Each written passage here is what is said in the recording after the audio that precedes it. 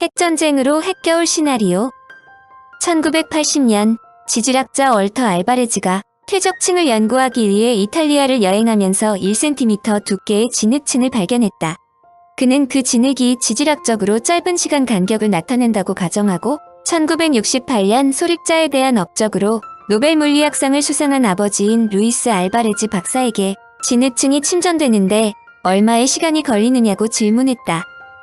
루이스 알바레즈는 아들이 갖고 온 진흙층을 분석한 결과 백금 계열의 이리듐 함량이 비정상적으로 많이 포함되어 있다는 것을 발견했다. 일반적으로 지구 표면에서는 이리듐이 약 10억분의 0.03에 불과한데 이탈리아에서 발견된 진흙층에서는 거의 300배에 달했다. 이리듐은 오래전에 지구의 중심 쪽으로 가라앉은 금속으로 지구 표면에서는 발견하기 힘든 희귀한 금속이므로 이와 같은 양은 믿을 수 없는 수치였다. 이리듐의 비정상적인 양에 흥미를 느낀 알바레즈는 덴마크, 스페인, 프랑스, 뉴질랜드, 남극 대륙 등에서 가져온 다른 샘플들을 분석해본 결과 같은 시기에 이리듐이 전 세계적으로 분포하고 있다는 것을 발견했다. 심지어 보통값이 500배가 넘는 경우도 있었다. 이와 같이 급격한 이리듐의 증가는 지구에서 일어날 수 없으므로 루이스 알바레즈 박사는 이들 여분의 이리듐이 지구 밖에서 온 것이라고 결론을 내렸다. 가장 흔한 종류의 소행성인 콘드라이트가 10억분의 500 정도의 이리듐 함량을 갖고 있기 때문이다. 핵겨울 가능한가? 알바레즈는 전 세계에 걸친 비정상적인 이리듐의 총량은 약 500만 킬로그램일 것으로 계산했으며 지구에 그렇게 많은 이리듐을 가져다주기 위해서는 헨리 해성의 핵보다 약간 더 큰 지름 10km, 질량은 수조 톤이 되어야 한다고 계산했다. 이 해성이 충돌할 때 생긴 폭발의 위력은 TNT 1억 메가톤 폭탄과 맞먹는다. 제2차 세계대전을 종식시킨 히로시마에 떨어진 원자폭탄의 위력이라야 12킬로톤 불과하며 현재 인류가 보유한 가장 강력한 핵폭탄의 경우도 그 위력이 5메가톤에 불과하다. 해성의 충돌 시 지구에서 일어난 폭발력은 핵폭탄보다 무려 2천만 배나 더 강력하다는 것을 뜻한다. 또한 알바레즈는 진흙층의 연대가 6,500만 년 전으로 추정했는데 6,500만 년 전에 생물의 대량 멸종이 일어났다는 것을 파악하고 진흙층에서 엄청난 이리듐이 발견된 사실과 생물의 대량 멸종이 동시대에 일어난 것은 상호 연계 관계가 있다고 추정했다.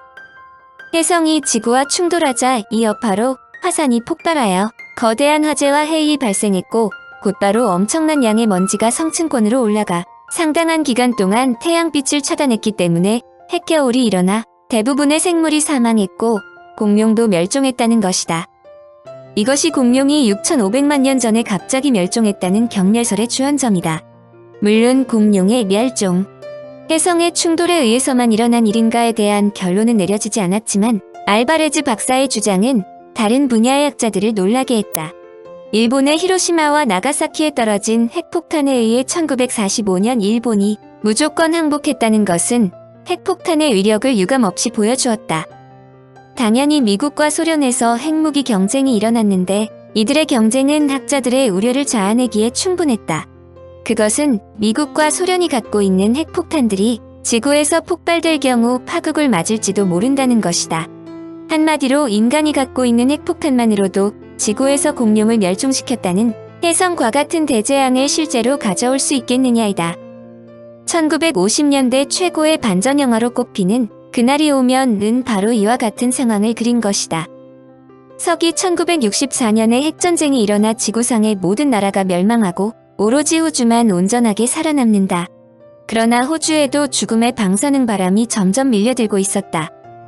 홀로 남은 잠수함의 선장과 선원들은 캘리포니아에서 발신되는 구조 전파 신호를 포착하고 생존자를 발견할 수 있다는 희망을 갖고 찾아가 보지만 바람에 흔들리는 창문 손잡이가 전신기 키에 걸려있는 것을 발견할 뿐이다. 그날이 오면의 시나리오는 전면적인 핵전쟁이 일어날 경우 원자력으로 바닷속을 항해하는 핵잠수함의 승무원만이 살아남을 수 있을 정도로 지구상의 모든 인간이 전멸한다는 것이다. 물론 잠수함의 승무원들도 지상에 올라오면 얼마 되지 않아 사망한다는 암시를 준다. 그러므로 미국 정부는 해성이 아닌 경우에도 지구에서 핵겨울이 일어날 수 있는가를 영화 콘택트의 원작인 과학도서 코스모스의 저자인 미국의 천문학자 칼 세이건 박사에게 계산해달라고 의뢰했다. 드레이크 박사와 함께 우주에서 외계인을 찾아내려는 오즈마 계획의 책임자로 외계의 지정 문명이 보낸 전파를 받으려는 SETI 혹은 CETI라고 불리는 지구 밖 지적 생명 탐사 연구를 주도한 장본인이다. 미국 정부가 칼 세이건에게 분석 의뢰한 것은 당시 미소 양국이 보유하고 있는 1만 메가톤을 모두 사용하는 전면적인 핵전쟁이 일어날 때 과연 6,500만 년 전 공룡을 멸종시켰다는 것과 같은 대재난이 지구에서 일어날 수 있는가이다. 파괴력이 큰 핵무기가 지상에서 폭발하면 목표 지역의 표면은 증발되고 녹아서 산산조각이 난다. 그리고 그것들이 응축된 것이나 미세한 낙진이 대륙권의 상층이나 성층권으로 날아올라간다. 그와 같은 미립자는 상승하는 불똥 속으로 들어가 일부는 버섯 모양의 구름줄기 부분을 타고 올라간다. 성층권으로 날아올라간 미립자는 매우 서서히 내려온다. 완전히 떨어질 때까지는 대체로 1년 정도 걸리지만 파괴력이 작은 핵폭발인 경우는 좀 더 빨리 내려온다. 또한 핵폭발로 인해 피폭 지역은 당연히 대화재가 발생하게 되는데 도시에 따라 10만 제곱킬로미터 또는 그 이상의 지역을 완전히 불태워버리게 된다. 이때 검은 연기가 대량으로 발생하여 최소한도 하층 대기의 상부인 대륙권까지 올라가지만 성층권까지는 올라가지 않는다. 문제는 파괴력이 큰 핵폭발로 고온이 된 불똥은 공기 중의 질소 일부를 화학적으로 연소하여 질소산화물을 만든다는 것이다. 그 질소산화물은 성층권의 중간 부분에 있는 오존을 화학적으로 공격하여 파괴한다. 성층권의 오존층이 부분적으로 파괴되면 지표에 내리쬐는 태양의 자외선이 증가하게 된다. 지상생물의 기본적 생체 구성분자인 핵산이나 단백질은 자외선에 대해서 특히 민감하다. 따라서 태양에서 지구 표면에 내리쬐는 자외선의 양이 늘어난다는 것은 생명의 위험에 처해진다는 것을 의미한다. 칼 세이건은 미소 양국이 보유하고 있는 핵탄두의 절반인 5,000메가톤이 폭발하였을 경우 4개월 후 지구의 기온은 최저 영하 25도에 달하는 빙하기가 도래한다고 예측했다. 성층권에 주입된 대량의 낙진이 서서히 떨어져 오기 때문에 육지의 기온이 0도로 되돌아가는데 1년 이상이 걸리고 통상 기온이 되는 데는 더욱더 긴 시간이 걸린다고 발표했다.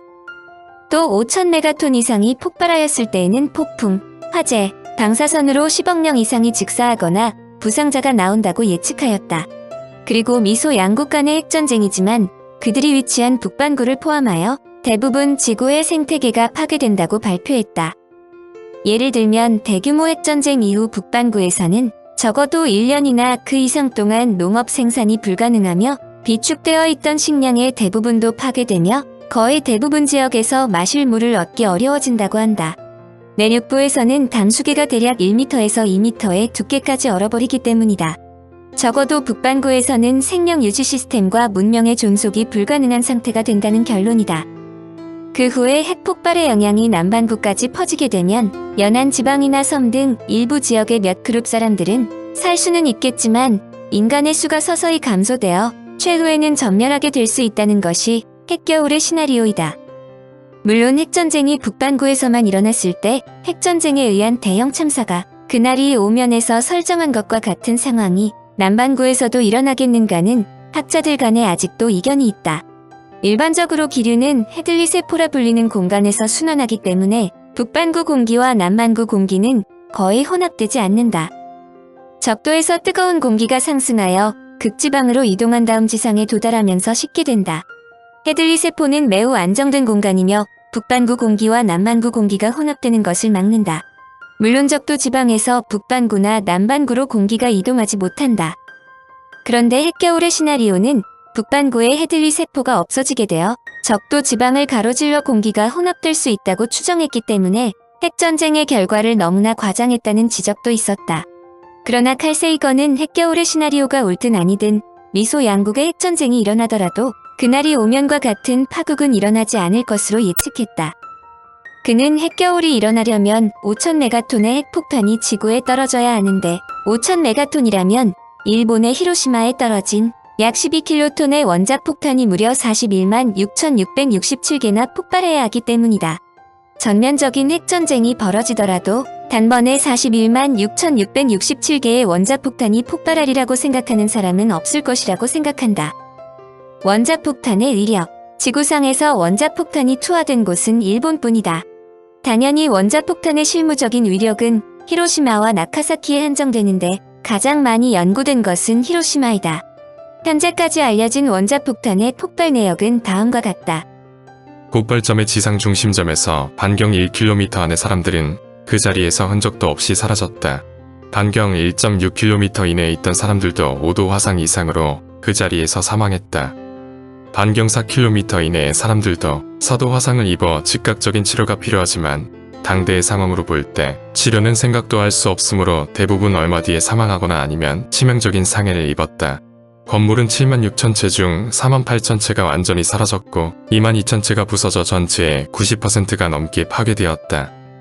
폭발 순간에 일어난 폭풍은 초속 3,200km로 대형 태풍의 중심 속도가 초속 약 30에서 40m임에 비한다면 태풍의 100배가 넘는 추강력 폭풍이었다. 많은 사람들이 원자폭탄 폭발이라 하면 즉각적으로 방사선 피해를 연상하지만 이는 과장된 것이다. 원자폭탄 폭발의 피해는 크게 세 가지로 나뉘어진다. 첫째는 화재나 화염에 의한 피해, 둘째가 폭발력으로 인한 폭풍, 그리고 세 번째가 방사선 피해이다. 현재 원자폭탄의 폭발력은 히로시마에 비할 바가 아니다. 히로시마에 투하된 원자폭탄은 TNT 약 2만 톤 정도인데 현재 개발된 것은 1에서 100메가톤에 달한다. 그렇다면 막상 100메가톤급이 폭발했을 때 파괴력에 대해서 정확하게 알려진 자료는 없다. 대부분 국가 보안에 관한 사항이기 때문이다. 그러나 개괄적인 내용은 발표된 적이 있다. 미 국방부에서 1962년에 발표한 핵무기의 효과란 보고서다. 원자폭탄을 투하시키기 전에 고려되는 사항은 두 가지이다. 폭발력으로 건물을 파괴하거나 방사선을 많이 쪼여 인명을 살상코자 한다면 원자폭탄을 가능한 한 낮은 고도에서 폭발시킨다. 반면에 목조 건물이 많은 지역일 경우 화염이나 화재에 의한 효과를 최대한으로 발휘하고자 고도가 약간 높은 곳에서 원자폭탄을 폭발시킨다. 낮은 고도에서 폭발시킨 원자폭탄의 위력을 보자. 지구상에서 원자폭탄이 폭발되면 즉시 강력한 피해는 화염이나 화재로부터 나온다. 100메가톤급, 한마디로 히로시마에서 폭발된 것에 5,000배가 폭발되면 반경 70마일의 모든 사람들이 2도 이상의 화상을 입는다. 그리고 거의 같은 범위 내의 모든 목조 건물들이 불타고 다른 가연성 물질들도 불이 붙는다. 이 불들은 며칠간 계속 타는데 일본은 기본적으로 목조 건물이므로 불이 3일 밤낮 동안 타면서 연기를 내뿜었다. 불이 계속 타려면 공기 중에 산소가 필요하다. 따라서 폭발 중심에서는 엄청난 양의 공기가 필요하고 대개는 근처의 공기 중 산소를 거의 다 소모한다. 요행적으로 화염의 재난에서 피할 수 있는 사람들도 산소 부족으로 질식사한다. 원자폭탄의 폭발력과 폭풍의 피해를 보자. 히로시마와 같이 주로 목조 건물이 많은 지역에 100메가톤이 폭발한다면 반경 30마일 이내의 모든 목조 건물들은 순식간에 날아가 버린다. 아파트나 콘크리트 건물이 많은 경우 반경 20마일 이내의 건물들은 폭삭 주저앉는다. 지하 대피소도 안전한 것은 아니다. 특별히 설계가 되지 않은 보통의 지하 대피소라면 폭발 중심에서 5마일 이내에 있으면 모두 무너진다. 폭발력의 버금가는 무서운 현상은 화재로 인해 인근의 공기가 갑자기 뜨거워진다. 뜨거운 공기는 위로 올라가고 주변의 공기가 화재의 중심 지점으로 급히 이동하므로 이에 따라 폭풍이 발생한다.